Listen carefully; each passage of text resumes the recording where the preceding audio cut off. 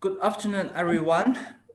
First, thanks for joining us for this HKIArb webinar overview of the COVID-19 online dispute resolution scheme by eBRAM. First of all, some housekeeping issues, and this webinar will be recorded, and you shall not unmute yourself or start the video. And if you have any questions during the webinar, you can type your question in the Q&A box, and CPD points have been applied. We'll send an email once we have received the confirmation letter from the Law Society. So I'm honored and very excited to have two experts on online dispute resolution to give us this talk and have a panel discussion. I'll first start with a brief introduction of today's speakers before you today. And my name is Raymond Yang, a litigation and arbitration lawyer at Melbourne, Hong Kong office.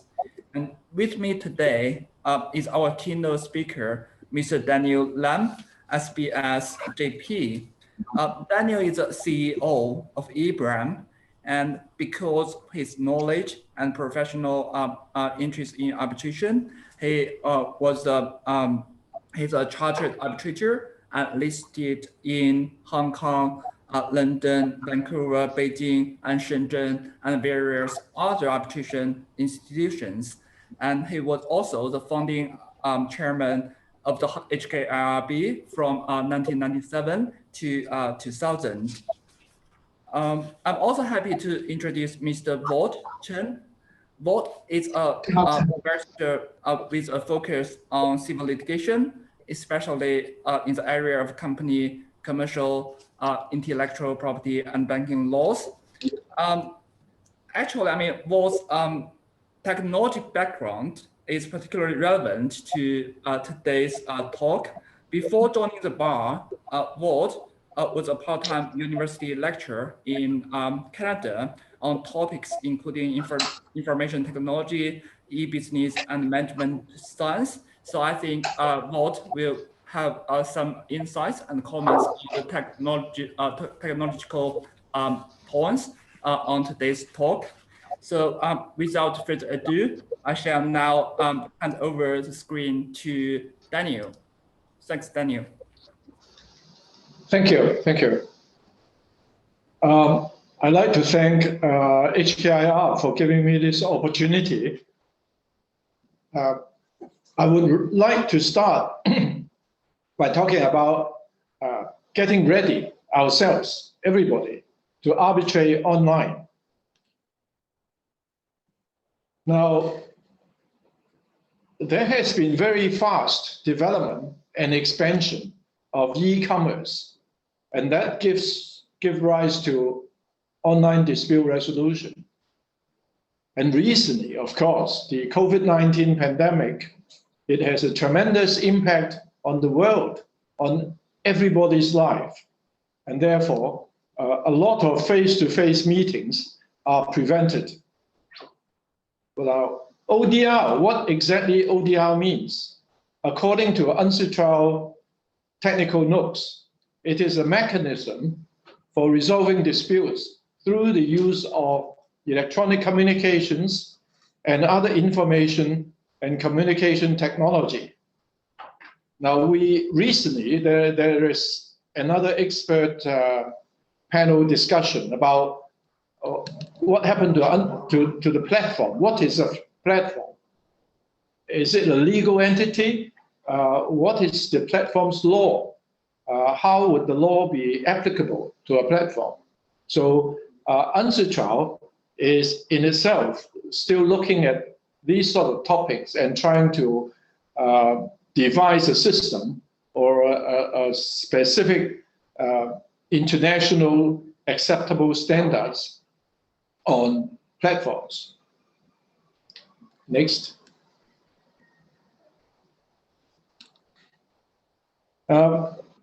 Its origin, back in the 1990s, there were discussions on ODR. And the first few ODR project is in America. the virtual magistrate for online content disputes, the online ombuds office at the University of Massachusetts, and a family dispute ODR project at the University of Maryland. And then in 1999, there is a UDRP for domain name disputes. And then by the time we started 21st century, rapid expansion of ODR, in particular now during this pandemic period. In 2016, the Untitled ODR technical notes published, and that was what I quoted earlier.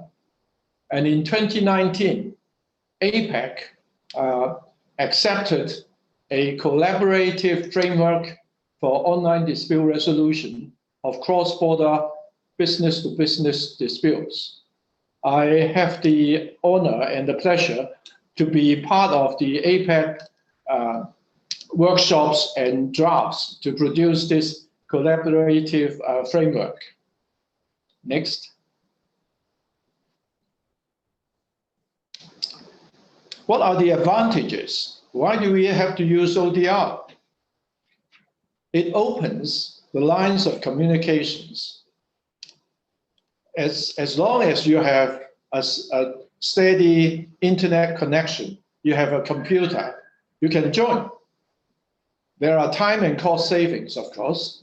You don't have to fly around to the other side of the world to attend a case or to give evidence. There are greater party control over processes and outcomes. You can choose whether you want to have a very formal procedure or a less formal procedure. And of course, you have to choose the seat if it's arbitration. There are increasing conflict resolution options. We talk about negotiations, deal making, and then mediation, arbitration, adjudication, etc. This ODR can also help to reduce court backlogs. A lot of courts, especially in Hong Kong, for example, the Small Claims Tribunal has a long waiting list. And we hope this use of the ODR eventually will prompt there would be a court reform on digitalization. Now, I know the court is looking at it very carefully, but because of many other factors, their speed of going into digitalization, I believe, could have been quicker, but it takes time. So I hope the use and the more common use of ODR would help to promote. Next. Well, the main challenges is that, first of all, of course, is the seat of arbitration. If you have arbitration as part of the ODR, then how and where would you select the seat of arbitration would define whether your award eventually is enforceable. Then it's the question of confidentiality, because we all know in the arbitral community that confidentiality has been voted one of the top items by the Queen Mary University Studies. So whether you choose where to do the arbitration, where to do the, which institute to do it, you give a lot of emphasis on the ability to maintain confidentiality. Online hearing. Now, online hearing is a simple thing. You would have thought. You open the computer, you connect it, Zooms, Teams, whatever, virtual conference, video conference, then you have a hearing. But of course, when you look deeper into the situation, there are distinguished issues that you must consider. For example, some of the more common facilities may not afford you with private caucus rooms. And then if you go into a separate private caucus, then after you have finished your meeting, you have a problem trying to come back to the main hearing. And there are certain, because some of the programs are not simply designed for that purpose. Then you have the mediation arbitration. For example, in the APEC collaborative framework, it provides an automatic switch over from negotiation, then to mediation, then if not settled, immediately into the arbitral regime. You have language barriers. We are talking about cross-border, cross-country disputes, cross-culture disputes. So language is a big barrier. You have technical issues. Sometimes you think you have a good connection, but then the other side, the other party, they may also think they have a good connection. But eventually, when the hearing starts, you have interruptions. You have the size of the messages being allowed, and the speed of the sending of the messages. Now, these are issues that we have to iron out. Signing of awards and orders, because the parties are in different places of the world. You are only having the hearing online. So what about the signing of the awards and the signing of the orders? Are they enforceable in your country? There is a recent development, and if you may have read it. There is an article in November 2020 about whether online signing would be acceptable for enforcement of awards. And as that pointed out, even under the UNTITLed regime, it depends on the country. So if you sign the document in certain country, electronically, it may be acceptable. But in other countries, it may not be acceptable. And this is still being treated as one of the developing areas. So there is no absolute decision whether electronic signing are able to be enforced under the New York Convention. As I said earlier, it really depends on the country and the country of enforcement. Then it's the data transmission, storage. Now, the data transmission depends on, of course, your Wi-Fi capabilities, your cabling, your internet service providers' capabilities, and also the storage of the data. Now, that you may be giving very confidential messages, very confidential documents. Where are they stored? Do you have a control? Next.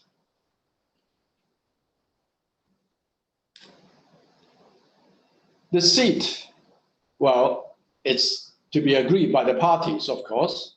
Party autonomy. It's provided by applicable rules, depends on which set of rules you apply, or both parties agree to apply. Procedural law, it's also one of those issues. And whether you leave it for the decision by the tribunal. Sometimes parties may agree that since we cannot agree, let the tribunal decide on it. So that would decide also on the seat of eArbitration. Next. To choose a virtual conference platform. Now, there are also many factors for consideration. Nowadays, we simply say let's go to Zoom, or let's go to Microsoft Teams or webinar. But when you are going into ODR for resolution, you have to choose carefully what sort of programs, what sort of facilities are available locally. You could have audio visual quality to consider. Some of the areas, if you are standing in the room or whether you're standing outside the room, could make a lot of difference. There are video capabilities, of course, that goes into, eventually I'll talk about it, particularly in cross-examination and re-examination of witnesses or experts. The number of participants, now, sometimes these sort of cross-country business disputes may involve a number of parties. And in addition, during hearing, you may have a lot of experts from all different countries. So the number of participants may affect how you choose the VC platform, because some of the platforms may not be able to accommodate. Messaging functionality. Now, we do have chat rooms sometimes, we do have whiteboards, but in choosing the VC platform appropriate for your use, you have to consider that. You have file handling, as I mentioned before. When you give files containing confidential matters, then you would be concerned. Where are these files being stored for your use? Is it in the platform? Where is the platform? And where would that platform file your files? Screen sharing capabilities. Now, some of the facilities can have, as they claim, can have more than 200 sharing. Some of them, they even say you have 1,000, that's not a problem. But when you have that sort of sharing to do, you will find that on your actual screen, every figure is so small that you cannot distinguish. So although they may be, the magnitude of capabilities could be very great, but in practice, is that good for your purpose? There are unauthorized recording or broadcasting. Now, we've had instances where people in the middle of the hearing, some unwanted third party or fourth party, outside party, who somehow got hold of the password and can jam into the hearing, or secretly started recording the process and breaking your confidentiality. Then, of course, you need IT support, because things can break down, things can go wrong. They may be minor, but then when everybody's concentrated on the hearing, and then suddenly some small little things like volume or the change of the camera, it disrupts the whole process. That would be bad. Next. Let's look at the technical standards of eBRAM. I'm going to talk a little bit about eBRAM now. What is eBRAM? I think I mentioned it in my first opportunity to talk to Hong Kong IR when that was in 2019. It was a terrible evening. We were having a very good event, well attended, but then outside the building, we had a lot of demonstrations, riots, tear gas throwing. That was terrible. But in that, during that event, I did start introducing eBRAM, and I'd like to repeat once more that originally eBRAM means electronic belt and roll arbitration mediation. But then, of course, a number of economies, a number of countries felt very jittery about the name Belt and Road. So we've been asked to change our name. So eventually, I changed it to Electronic Business-Related Arbitration Mediation. So I managed to keep eBRAM. eBRAM is an independent and not-for-profit organization. So we don't make a profit.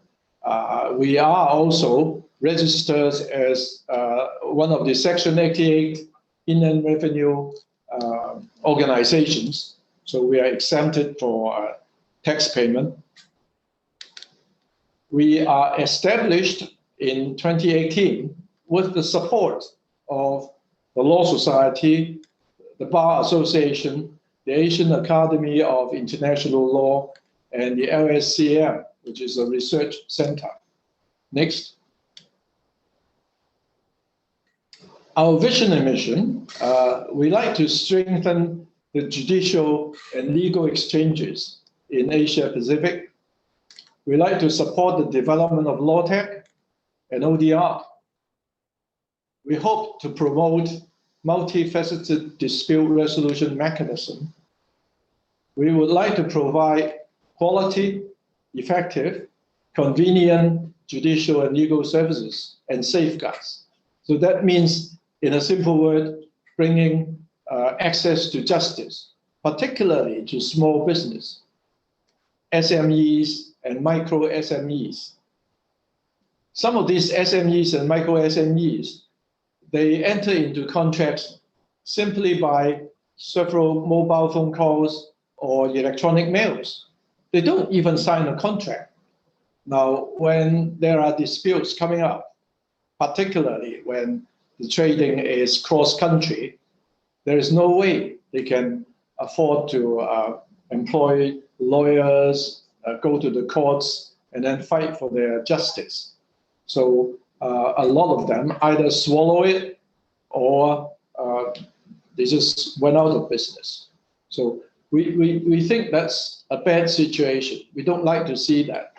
People should have a good, comfortable environment to trade. And we would like to promote Hong Kong to be an international ODR and deal-making center. Next. We use latest technology. Technology develops quickly. So today we are talking about certain technology. Maybe tomorrow, maybe next week, there will be a new set of technology.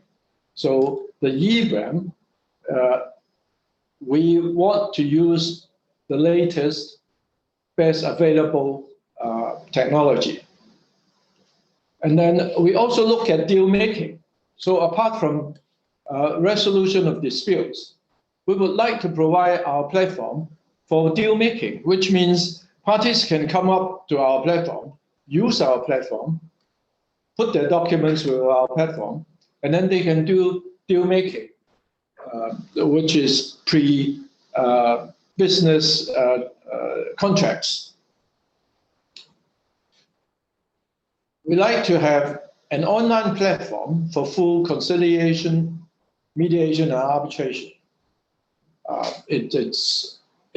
That's exactly what we are providing, and we want to excel in providing that. And then we would have the domain knowledge specific translation, because languages are different, cultures are different, everything could be different when it touches on cross-border, cross-country businesses. Next. This is one of the things that we have developed in eBRAM. You can use your mobile phone and just go into our website and then use our platform. So we don't have, I'll later on explain, we don't have our own application. You don't even have to download the application. All you have to do, come up to our website, go to our selective items, go to the pull-down menu, and then you can go into the platform. You have to register, of course, And one of the things we have recently developed is the signing of the document instant. For example, you look at this mobile, there is a green tab on the bottom left corner, and it shows the document. So if the party is happy with the document, he can then press that green button and then signs on the mobile, either by your own finger or by a tip of a computer pen. You sign it and then press the other confirm button. Then your signature instantly is being loaded onto the contract. And that happens to both parties. One could be in Hong Kong, the other could be in Beijing. So both parties can sign it instantly appearing on the document. And the document is being recorded in the server, and immediately each party does receive an electronic copy of the document with both signatures. That's one of our latest development. Next. This is the e-signing solution we provided to the Secretary for Justice, who recently signed an MOU with the Hague Conference on Private International Law. And she's signing it in Hong Kong, whereas the Hague team signs it in Hague. Now, that was the occasion. And as I said, they both use their devices in 2 different places of the world, and the signatures appeared immediately onto the contract, and the contract is shown on the screen. So there is no way you can you can falsify a signature, because it's all logged into the system. You have the record, you have the timing, everything's logged in. Next. We also have payment. Of course, we care about payment. So we have the normal payment facilities, also by mobile. So you don't even have to do anything other than having a mobile. Next.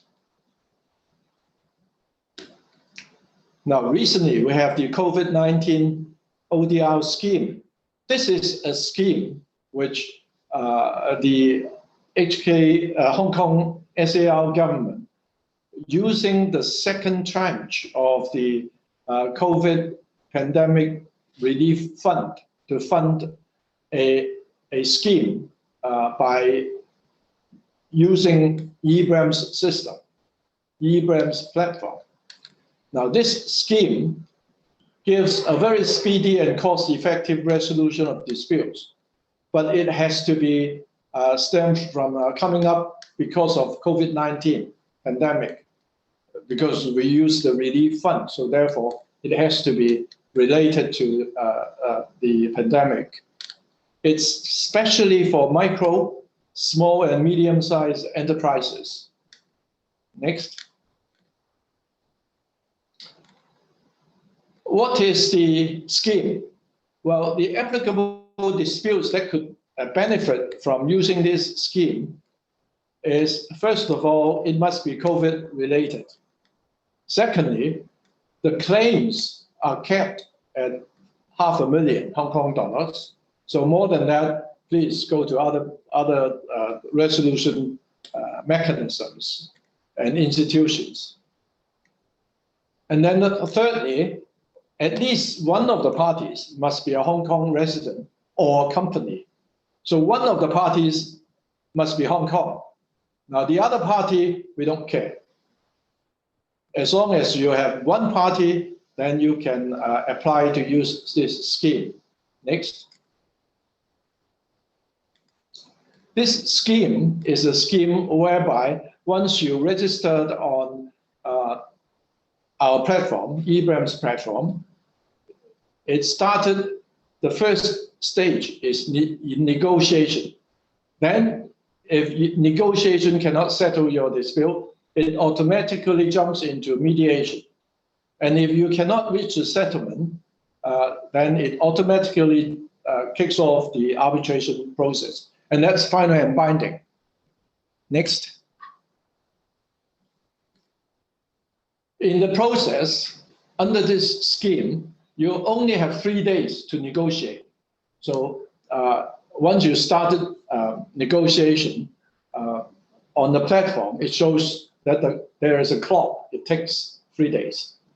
And within 3 days, we hope you can settle. And if you are unable to settle, then it jumps automatically into mediation. And there are only 3 days for you to mediate and settle.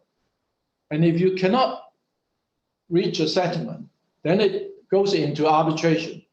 There are 3 days to appoint the arbitrator, about a month for the arbitrator to ask for all the submissions. And then once he receives the submissions, there are only 7 days that he must render the award.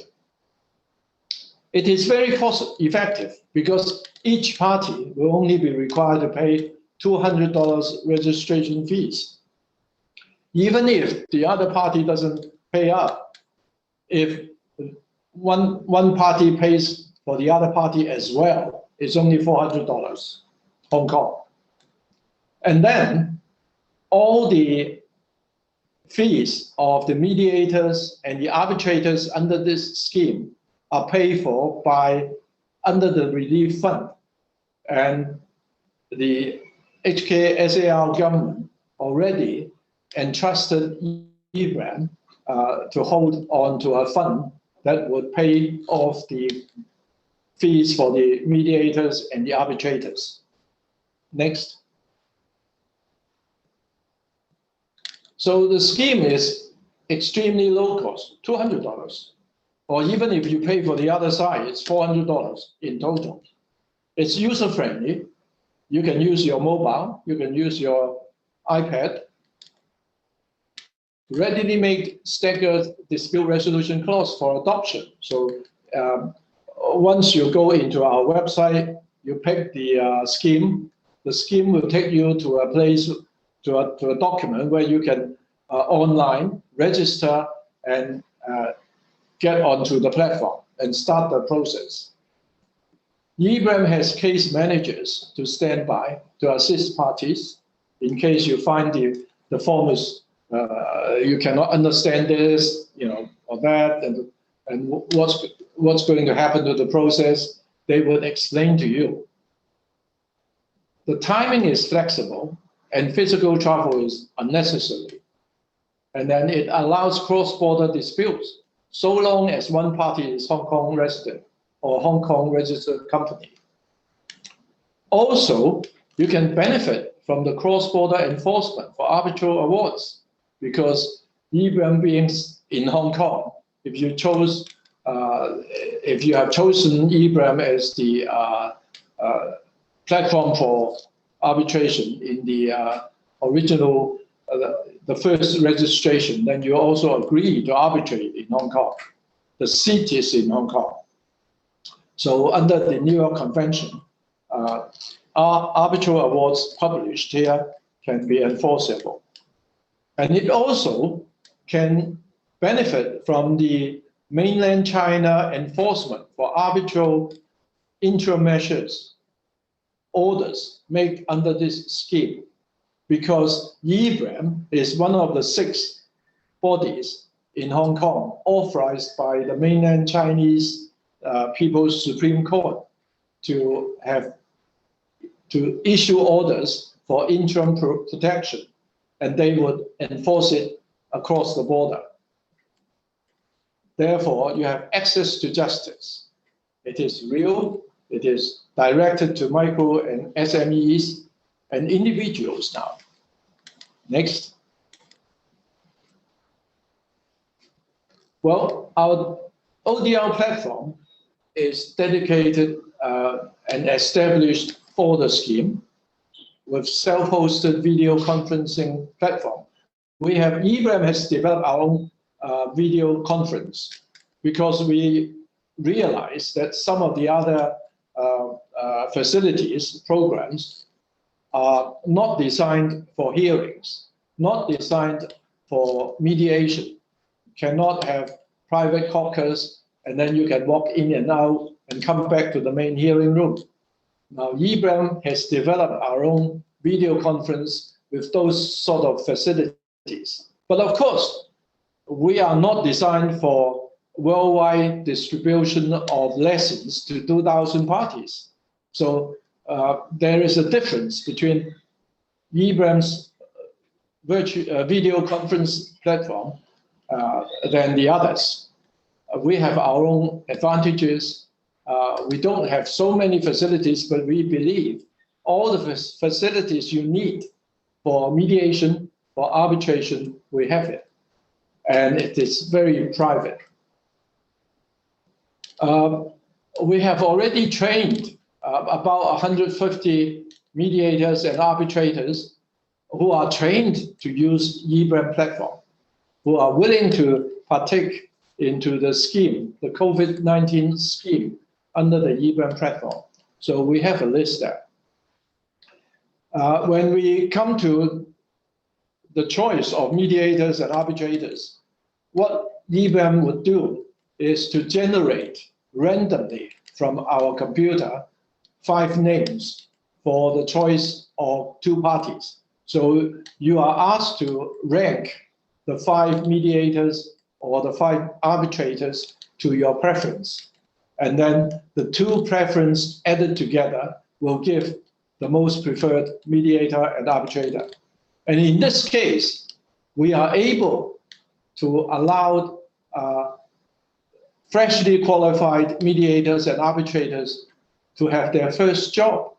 Because one of the things I find, and many other people find, is that no matter how well qualified you are, even if you are fellows, it is very, very difficult to get your first assignment. Now, under the eBRAM COVID-19 scheme, you have this opportunity.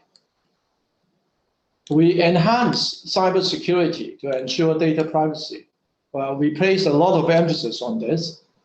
We make sure that we comply even with the highest standards of European requirements. We also spend a lot of time and effort in data privacy with the commissioner. So in our system, we make sure that these are being kept to the best standard that we can achieve. We roll out multiple marketing and engagement activities now, although not many people know about this scheme. We hope that members of HKIArb through this webinar would be able to understand more about this scheme. We have already received cases and inquiries. Next.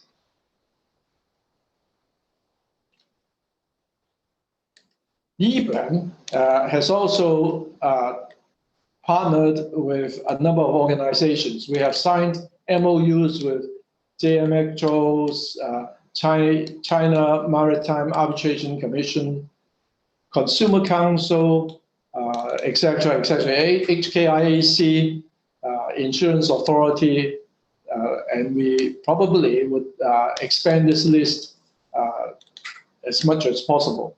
Next. Our features. We don't have an app for you to install. It's fully web-based. All you have to do, as I said, is go to the to our website, eBRAM, and you can come onto our platform. There is online signing of agreement, as I mentioned before. We support multi-tier dispute resolution, arbitration, mediation, online selection and appointment of neutrals. I mentioned it before. Secure online video conference system for negotiation, mediation, and arbitration. We have automation of notifications. One of the things we are developing is what we call smart contract eventually. And then we would, if you allow us to use, to give you the use of smart contracts, they are simple contracts, but then we would give you notifications of crucial performance dates. That means eventually you will receive a notice from our platform that since you signed so-and-so contract with so-and-so, you only have 7 days to pay up, or you only have 7 days to ship your goods onto the carrier. So these are what we call eventual smart contracts that we would help you to avoid disputes, not just resolve disputes, but to avoid disputes. We do have AI machine translation. Now, at the moment, you have lots of translations tools available, but they are not good for legal documents and legal arguments. We are doing it through AI. We do have secure data protection because our servers are in Hong Kong, protected under Hong Kong's laws. And it's not in mainland China, it's not in the United States, it's in Hong Kong. Next. So that's a quick introduction. I'm probably using up more of my time. So we have our office in Central Justice Space and a small branch in Cyberport. Next. I will now leave the panel to start panel discussion. Thank you. Thank you so much, Daniel. So Raymond, please. Okay. I think we have got a couple of questions. Maybe we can address the questions first, and then we can resume our panel discussion. Okay. One of the questions is from Grace Im, and her question is, which I quote, "The name of eBRAM seems to limit the scope of dispute and excluding family disputes, investment arbitration, or investor-state mediation, etc." So I think that's a question to Daniel. So as you mentioned, I mean, the name of eBRAM now represents a business-related dispute. So could you elaborate on the scope of disputes which eBRAM will handle? I mean, the ODR platform of eBRAM will handle. Daniel? Thank you. Thank you. As I said before, eBRAM means electronic business-related arbitration mediation. So we have not put in any limitations on disputes. Of course, we set it up for commercial disputes. So things like family affairs, settlements of wills, that's not our sphere. So we concentrate on business-to-business disputes, but we also handled business and consumers disputes. Although under the APEC framework, they only deal with B2B. But we, as a platform, apart from APEC, we also deal with the COVID, for example. This COVID scheme is B2C, even C2C disputes. So basically, it's small business commercial disputes.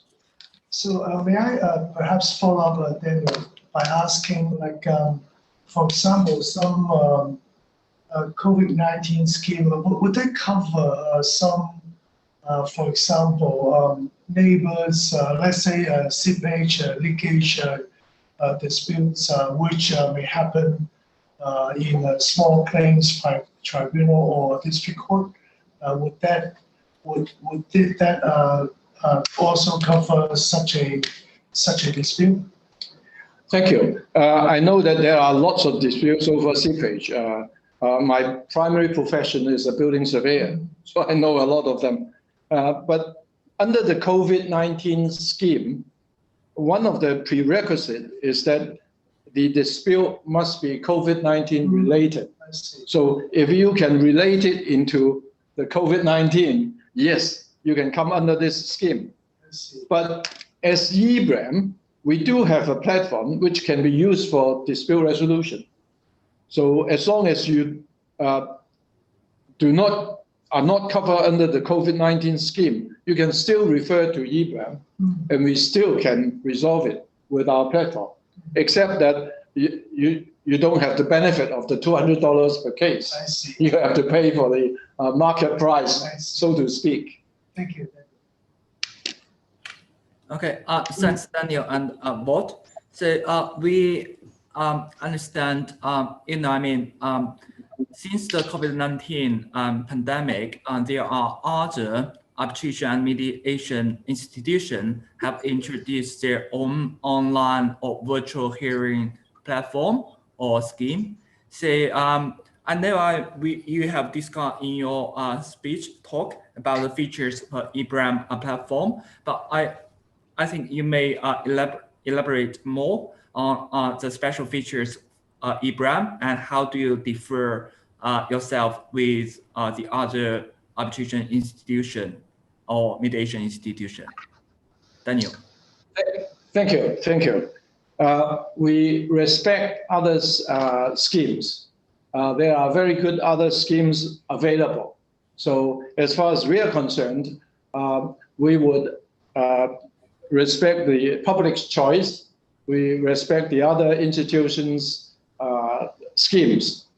Each and every scheme can be slightly different. So it's up to the disputants to decide which scheme they use. As far as eBRAM is concerned, particularly the COVID-19 scheme, it's a very cheap scheme for them to use. $200 per party, $400 from both parties. That's all they have to pay. They don't have to pay for the costs of eBRAM. That's been absorbed. They don't have to pay for the cost of mediators and arbitrators. So all they have to pay is $200 to resolve a scheme, which can be as big as $500,000. Now, whether the other schemes are better, I'm sure they have their attractions. And we, eBRAM, respect them. And as far as eBRAM is concerned, as far as I'm concerned, we are never afraid of competition. Competition is good for anything. Thanks, Daniel. So maybe the next question is to Walt. So Daniel have introduced introduction to the pros and cons and some other features and also some challenge the eBRAM, the online dispute platform may encounter in practical terms. So I think Walt, as a technology expert, so could you share some insights and comments on some of those technological issues which you have in mind? Thank you, Raymond. Perhaps Daniel, I'm as a barrister, arbitrator, I'm especially concerned about the integrity of arbitral proceedings. Recently, if I may invite my colleague to bring up that particular page, about 10 days ago in Michigan, United States, there was a defendant, an accused, who was allegedly assaulted his girlfriend. So as a result, there was a set of criminal proceedings. And this defendant in the criminal set of proceedings, of course, under bail, under the restraining order, he was not supposed to get in touch with the so-called victim, his girlfriend. But in that set of criminal proceedings was conducted virtually through Zoom or some online platform.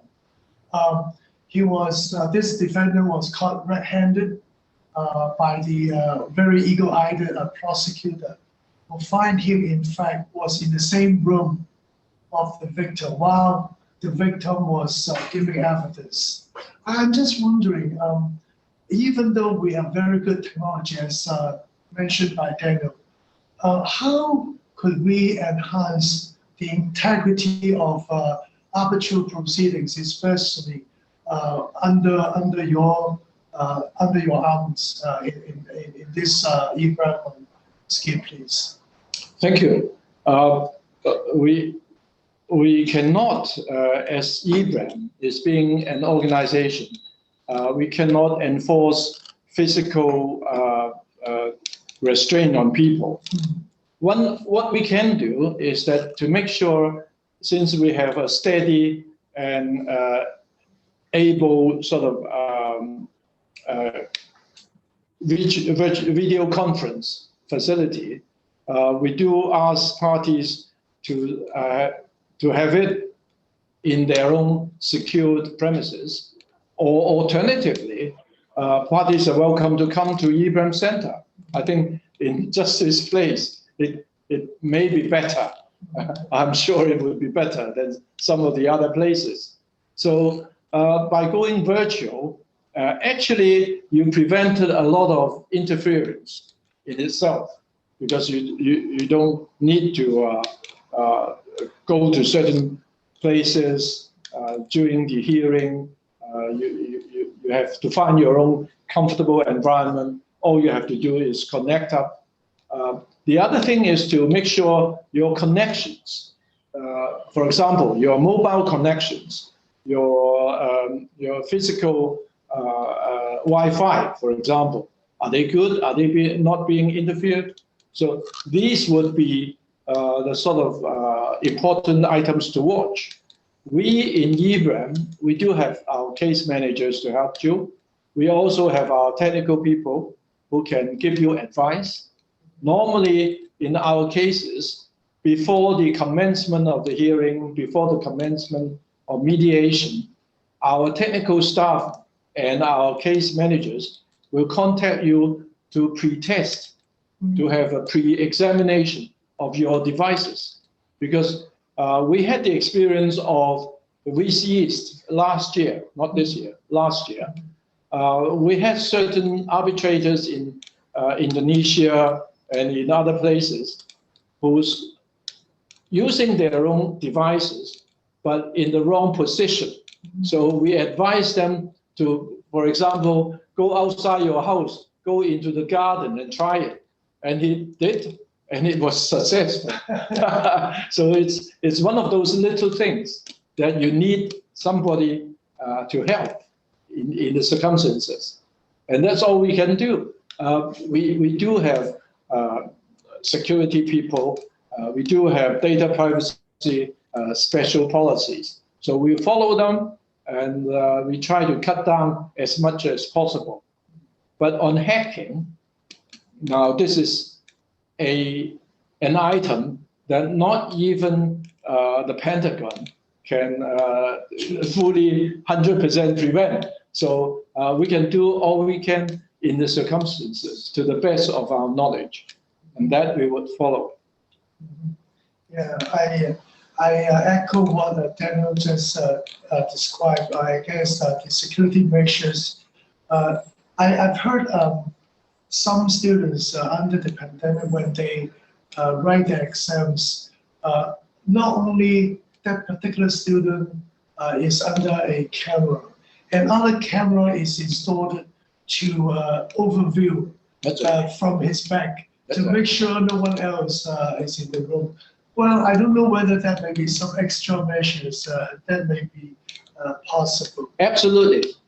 We in eBRAM, we talked about this many times ago, and we are prepared, provided the costs are being absorbed either by ourselves or by some party at their request. We can have multi-cameras. We also, in our system, we can build in a device so that facial recognition is being continuously carried out or continually every 10 seconds. So that makes sure that, first of all, it would heavily reduce sort of copying, sort of, bad behavior in hearing. Thank you, Daniel. Thank you. Thank you. Thanks, Daniel and Vought. We have one more question. So the question I shall quote: how can ODR help to resolve issues when the seat of arbitration disallows the use of online hearing for cross-examination of witness? I mean, the seat of arbitration in the seat of arbitration, the use of online hearing is not permitted. So how can ODR help to resolve such kind of an issue where the seat of arbitration does not permit online hearing or cross-examination? Daniel or Rod, do you have any comments? Maybe I can start with some observation myself. So as far as I know, I think I do not know which particular country or arbitration law have such express prohibition, but there are some gray areas in the arbitration law of some jurisdictions. For example, I'm from mainland China. I'm also a PRC lawyer. So I know, under PRC arbitration law, and which 20 years ago or more than 20 years ago, at that time, the PRC arbitration law does not foresee that the online or virtual hearing will be necessary at today's environment. So some say that's gray area because PRC arbitration law may not permit virtual hearing, but there is no clear-cut provision under the law. So there's probably gray area or some ambiguity in the law. So I think the best option is because all the law will observe the party autonomy. The better course is for the parties to agree. The tribunal or the arbitration institution to invite parties to have an express agreement to whether they agree to have a virtual or online hearing before the arbitration proceed in that way in virtual hearing. And if the seat of arbitration have an express provision saying online dispute resolution on virtual hearing is prohibited, that probably issue of public policy. So that means the law prohibits it cannot proceed with online arbitration. But as I just mentioned, to my knowledge, I do not know any jurisdiction have such kind of a express prohibition. So Daniel and Vought, welcome for your comments and please. I'm sure Vought would be the legal expert in this, but I would simply say that as eBRAM is provider of a platform, we cannot resolve legal issues of every single case, or we don't act as legal advisors, nor we act as arbitrators ourselves or mediators. We only provide a platform and we help parties to choose the neutral. So once the tribunal is formed, those sort of questions will then become the questions asking for the tribunal's decision. Now, we, in our establishment in the last few years, as I said, ODR is only coming up and expanding tremendously in the last 1-2 years. But we visited the internet courts in China. We went to Hangzhou, we went to Beijing. We saw how they operate. We got into detailed discussions on how they act in China. And I do understand that previously in PRC, there were certain legislations that may prevent online hearing. But in fact, in the year we visited them in 2019, they had more than 50,000 cases, and they are doing it every single day, thousands of cases on the internet. Maybe that's because data privacy in China is quite different from data privacy in Hong Kong. Sure. Now, whether they allow that and how would they judge, how would they carry out enforcements of arbitration cases that could involve one party in Hong Kong, I would be interested to see. But I would be surprised if they don't take a different view. from their present internet courts. I would bow to the wisdom of our legal expert. I do dare to say being an expert in this area, but I think suffice for me to say that under the pandemic, I think more and more people would accept and embrace these changes, would accept more so-called law tech to enhance the justice system. So I'm very optimistic about that in that sense. Me too. Me too. So, me too. Thank you so much, Raymond. So I can see the time. Any other Q&A?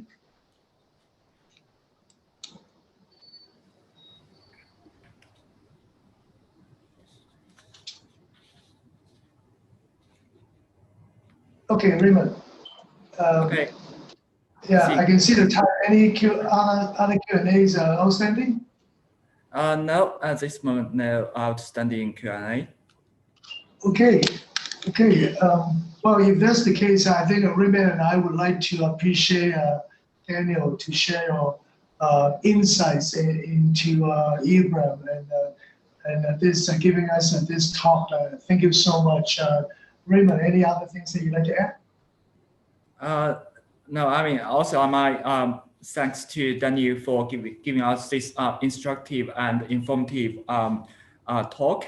So let us have more idea about online dispute resolution. So maybe I think we can have a quote from Winston Churchill to conclude our today's seminar. So never let a good crisis go to waste. So maybe that's the way for us to embrace the online dispute resolution in today's environment. So that's all from me and Lord and Daniel. Yeah, I just put my hands together to appreciate again Daniel. And I trust audience, especially for those who would like to get CPD points to sign something, right? Raymond? Some questionnaire or something like that, right?